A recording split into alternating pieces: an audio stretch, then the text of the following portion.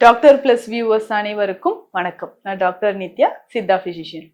பெண்களுக்கான ஒரு முக்கியமான ஒரு பதிவுன்னு இது சொல்லலாம். ஏன்னா இன்றைக்கு இதை பற்றி நிறைய பேருக்கு ஒரு அவேர்னஸ் இல்லாம இருக்கு. முக்கியமா ஆஃப்டர் சைல்ட் பர்த், டெலிவரி முடிஞ்சதுக்கு அப்புறம் பெண்களுக்கு செய்யக்கூடிய சில உணவு முறைகள், ஸ்பெஷலான டயட் அப்படின்னு இருக்கு.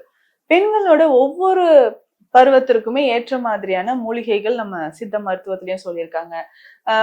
வழி வழியா நம்மளுடைய முன்னோர்களும் எப்பவுமே புவிபர்த்தி அட்டன் பண்ணிட்டாங்களா, பருவம் அடைந்த பெண்ணுக்கு இந்த உணவெல்லாம் கொடுங்க. ஸோ அதுக்கப்புறம் பார்த்தோம்னா கன்சீவா இருக்கீங்களா, ஓகே, பிரெக்னன்சி டைம்ல நம்ம ஃபாலோ பண்ணக்கூடிய டயட்லாம் என்ன, ஸ்பெஷல் டயட், நம்ம பாரம்பரியமான உணவு முறைகள் என்னென்ன. அதுக்கப்புறம் பார்த்தோம்னா சுகப்பிரசவம் ஆவதற்கான உணவு முறைகள், ஆஃப்டர் சைல்ட் பர்த்துக்கு அப்புறம் குழந்தை பேர் அடைந்து ஃபர்ஸ்ட் ஒரு 15-20 நாட்களுக்கு பத்திய சாப்பாடு என்னென்ன சாப்பிடணும், அப்ப கர்ப்பப்பையில் இருக்கக்கூடிய அழுக்குகள் எல்லாமே வெளியில வர்றதுக்கான உணவுகள் என்ன, இது எல்லாமே நம்ம ஃபாலோ பண்ணிட்டு இருந்தோம். இதுல நிறைய சித்த மருந்துகளும் இருக்கு. ஸோ இதை பத்தின ஒரு அவேர்னஸ் கண்டிப்பா வேணும். ஏன்னா குழந்தை பேருக்கு பிறகு சிசரியன் இருந்தாலும் சரி, நார்மல் டெலிவரியா இருந்தாலும் சரி, அந்த கர்ப்பப்பையில் இருக்கக்கூடிய மொத்த கழிவுகளும் நமக்கு வெளியில வரும். பிளசண்டா அப்படின்னு சொல்றோம், அந்த நஞ்சிக்கொடி முழுவதுமாக வெளியில வரணும். அதுக்கப்புறம் உள்ள இருக்கக்கூடிய எண்டோமெட்ரியமோ, நம்மளுடைய உள்ள லேயர்ஸ் எல்லாமே வெளியில வந்து கர்ப்பப்பை பழைய நிலைக்கு அடையணும். அப்ப அந்த கழிவுகள் முற்றிலுமாக வெளியேறுவதற்கான உணவு முறைகள், மருந்து முறைகள் என்ன பார்க்கலாம். அதே மாதிரி சிலருக்கு இன்றைய காலகட்டத்துல இந்த மெனோபாஸ் டைம்ல பெண்கள் நிறைய ஃபேஸ் பண்ணக்கூடிய ஒரு விஷயம் எண்டோமெட்ரியம் திக்கனிங் அப்படின்னு சொல்லலாம். இல்ல இதை தாண்டி பார்த்தோம்னா ஃபைப்ராய்டு யூட்ரஸ்ல நிறைய பேருக்கு ஃபைப்ராய்டு இருக்கு. இளம் வயதுல இருக்கக்கூடிய நிறைய பேருக்கே பார்க்கிறோம். ஃபெலோபியன் டியூப்ல பிளாக்கேஜ் இருக்கு, ஓவரிஸ்ல பிசிஓடி கம்ப்ளைண்ட் இருக்கு அப்படின்னு சொல்றோம். இது எல்லாமே கழிவுகள். உடல்ல ஒவ்வொரு ஆர்கன்லயும் நமக்கு கழிவுகள் இருக்கு. இப்போ லிவர் டாக்ஸின்ஸ் எப்படி ரிமூவ் பண்றது, இதெல்லாமே நம்ம பாக்குறோம். நுரையீரல் கழிவுகளை வெளியேறுவதற்கு என்ன செய்யலாம்னு பாக்குறோம். அதே மாதிரி அதிகமா பெண்கள் கவனத்துல வைத்து கொள்ள வேண்டியது, கர்ப்பப்பையில் இருக்கக்கூடிய கழிவுகள் எப்படி நமக்கு வெளியேற்றுறது. இப்போ ஒரு டெலிவரி முடிஞ்சிருக்குன்னா நெக்ஸ்ட் சைல்ட் பர்த்துக்கு ஈஸியா நம்ம கன்சீவ் ஆகிறதுக்கும் எந்த மாதிரியான வழிமுறைகள், ஒரு 2-3 வருடங்கள் கழித்து திரும்பவும் நம்ம நெக்ஸ்ட் பேபிக்காக நம்ம ட்ரை பண்ணிட்டு இருக்கோம்னா எந்த மாதிரியான உணவுகள். அப்போ நமக்கு ஒரு யுட்ரஸ் ரொம்ப ஸ்ட்ராங்கா இருக்கணும். அடுத்த குழந்தையை அது தாங்குவதற்கான வலிமை பெறணும்னா என்ன உணவுகள், மருந்துகள் எடுத்து அந்த யுட்ரஸ் ஸ்ட்ரென்தன் பண்ணணும். இதுக்கப்புறம் நிறைய பேருக்கு பார்த்தோம்னா கர்ப்பப்பை அடித்தல்னு சொல்லுவோம். யுட்ரஸ் ப்ரொலாப்ஸ் ஆயிருக்கும். இருக்கிற இடத்துல இருந்து அந்த லிகமெண்ட்ஸ் எல்லாமே வீக் ஆக ஆரம்பிச்சு யுட்ரஸ் கொஞ்சம் கீழே இறங்குதுன்னா, அப்ப இடுப்பு எலும்புகள், நம்மளுடைய தசைகள், யுட்ரஸ் இழுத்து பிடிச்சிருக்கக்கூடிய லிகமெண்ட்ஸ் எல்லாமே ஸ்ட்ராங்கா இருக்கிறதுக்கான உணவு முறைகளை நம்ம சாப்பிடணும். அப்படி கர்ப்பப்பை வலிமையாக இருப்பதற்கு கவனம் செலுத்தி நம்ம சாப்பிடக்கூடிய உணவு முறைகள் என்னென்னு பார்க்கலாம். இதுல முக்கியமா பார்த்தோம்னா நம்ம ஃப்ரூட்ஸ் அண்ட் வெஜிடபிள்ஸ்ல அதிகமா கவனம் செலுத்தி நம்மளுடைய நாட்டு காய்கறிகளை நிறைய சாப்பிட்டுட்டே வரணும். இந்த நாட்டு காய்கறிகள் அது அப்படின்னு சொல்லும்போது இதுல சுண்டைக்காய் நம்பர் 1 அப்படின்னு சொல்லலாம். அத்தி பிஞ்சு நம்ம மார்க்கெட்லாம் போனோம்னா ஏதாவது ஒரு சைட்ல அத்தி பிஞ்சு கரெக்டா வச்சிருப்பாங்க. ஸோ அதை நம்ம செலக்ட் பண்ணி சாப்பிட்டுட்டே வரணும். கொத்தவரங்காய் இதுல ரொம்ப ரொம்ப இம்பார்ட்டன்ட். பெண்கள் மறக்காம சாப்பிடக்கூடியது கொத்தவரங்காய் அப்படின்னு சொல்லலாம்.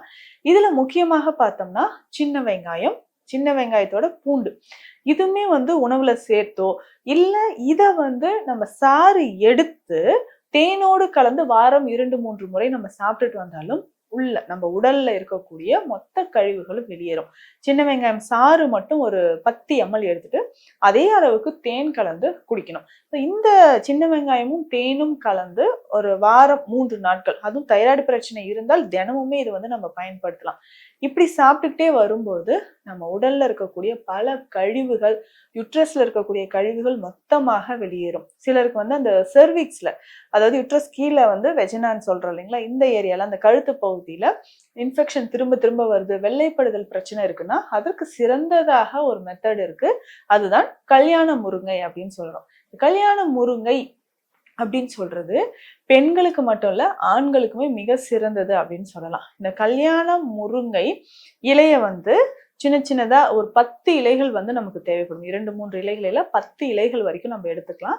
சின்ன சின்னதா கட் பண்ணி நல்லா வாஷ் பண்ணிட்டு சின்ன சின்னதா கட் பண்ணி எடுத்துக்கணும். இதனோட ஒரு 4-5 சின்ன வெங்காயம், 4-5 பல் பூண்டு, 1 ஸ்பூன் அளவுக்கு சோம்பு சேர்த்து இதனோட கொஞ்சம் நெய் அல்லது வெண்ணெய், ஃபர்ஸ்ட் ஸ்டார்டிங்ல நெய் அல்லது வெண்ணெய் ஒரு பாத்திரத்துல விட்டுட்டு இந்த மூலிகைகள் எல்லாமே ஒன்னொன்னா போட்டு தண்ணீர் விட்டு நல்லா கொதிக்க வைக்கணும். இதனோட கொஞ்சம் மிளகுத்தூள், தேவைக்கேற்ப பாதி அளவு உப்பு சேர்த்தா கூட போதும். இதை நல்லா கொதிக்க வச்சு சூப் மாதிரி நம்ம குடிக்கணும்.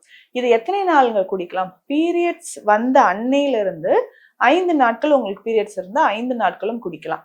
இல்ல 3 நாள் பீரியட்ஸ் இருந்தா 3 நாள் குடிக்கலாம். இல்ல பீரியட்ஸ் நின்று கூட ஒரு 2-3 நாட்கள் இதை நம்ம ஃபாலோ பண்ணலாம். ஸோ பெண்கள் அந்த மாதவிட சமயத்தில் இதை குடிச்சிட்டு வந்தோம்னா கர்ப்பப்பையில் இருக்கக்கூடிய அழுக்கு, அந்த பிளட் ஃப்ளோ வந்து கரெக்டா இருக்கும். ஸோ ஆஃப்டர் குழந்தை பிறந்த பிறகு ஒரு மாதத்துக்கு அப்புறம் கூட இதை நம்ம ஸ்டார்ட் பண்ணலாம். இப்ப கர்ப்பப்பையில் இருக்கக்கூடிய மொத்த அழுக்குமே வந்து வெளியில வரணும். அடுத்து நமக்கு டாக்ஸின்ஸ் எதுவும் இல்லாம பல்கி யூட்ரஸ் பிரச்சனை நிறைய பேருக்கு இருக்கும். அந்த பல்கி யூட்ரஸ் அப்படின்ற பிரச்சனையோ இல்லை அடினோமயோசிஸ் கண்டிஷன் சரியாகணும்னா இதை நம்ம ஃபாலோ பண்ணலாம். ரொம்ப சிம்பிளா இதை வந்து எந்த டைம்ல வேணாலும் நம்ம குடிக்கலாம். சிம்பிளா நம்ம வந்து இதை ஃபாலோ பண்ணிக்கலாம்.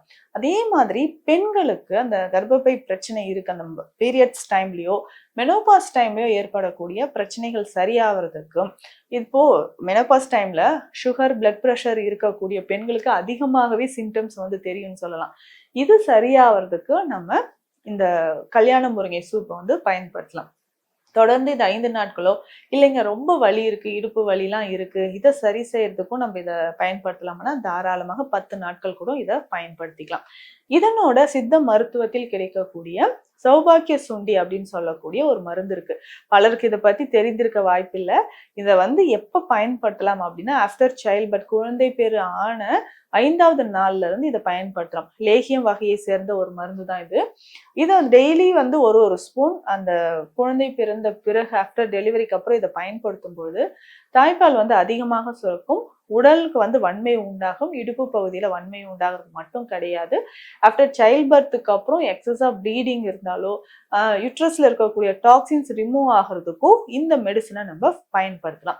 அதே மாதிரி எக்ஸஸா உடல் பருமன் அதிகமாக இருக்கீங்க, பிசிஓடி ப்ராப்ளம் இருக்கு, இதை சரி செய்யணும்னாலும் நான் சொன்ன இந்த கல்யாண முருங்கை சூப்பை வந்து நம்ம தாராளமாக பயன்படுத்தலாம்.